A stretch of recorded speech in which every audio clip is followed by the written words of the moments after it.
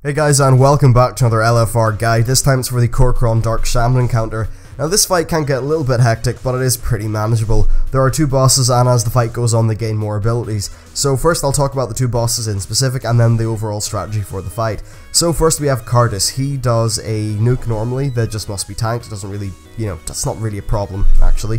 And at 85% he gains the ability to summon a purple whirlwind, which will then create moving tornadoes. These will both damage you and knock you up in the air, so don't stand in them, it's really that easy. At 65% he gains Foul Geyser. This does AoE damage around him and summons green blobs, which must be AoE down.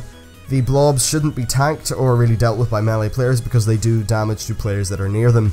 And at 50% he gets Falling Ash. This is just a massive red circle, and after a while a ball will land in it, killing anyone inside, pretty much killing anyone inside it, and doing some raid damage. Honestly, just as long as you're not in it, then you're fine and you have plenty of warning.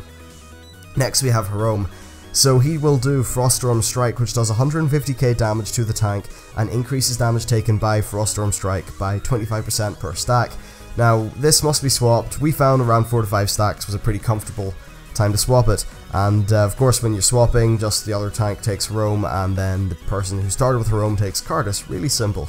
And at 85% he will do Toxic Mist. This just puts a dot on players that gets a little bit more damaging as it goes on and just must be healed through. It's really that easy. At 65% he gains Foul Stream. This will mark a player, and after a few seconds a large green line will appear that damages anyone within it. The marked player must move so that the green line hits as little people as possible. And that's really it. It's fine. Just don't, kite this green line into the whole raid, because then you're just terrible and it's not fun. And finally at 50% he gets Ashen Wall. This will just summon a whole bunch of elementals. They are untargetable and attack anyone near them, so try to run around them if possible. Now they also do quite a lot of damage when you do run through them, so do watch out for that, and they will kill your pet and any pet classes. Now let's talk about strategy. So once you pull them, you want to start off by killing the two wolf ads. Tanks need to swap, and they also need to keep the bosses stacked so that the raid will benefit more from cleave damage.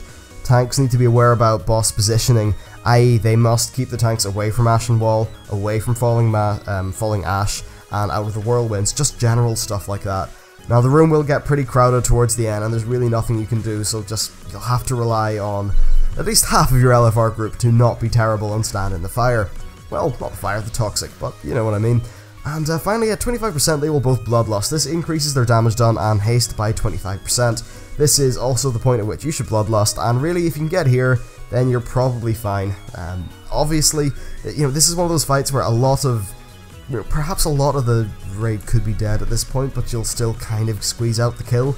You know what it's like in LFR, it's just one of those fights near the end where it gets so hectic that the bad players will really get punished by it. But other than that, you should definitely get a kill. So that's it for the video, thanks for watching, hope you enjoyed it, and I'll see you next time.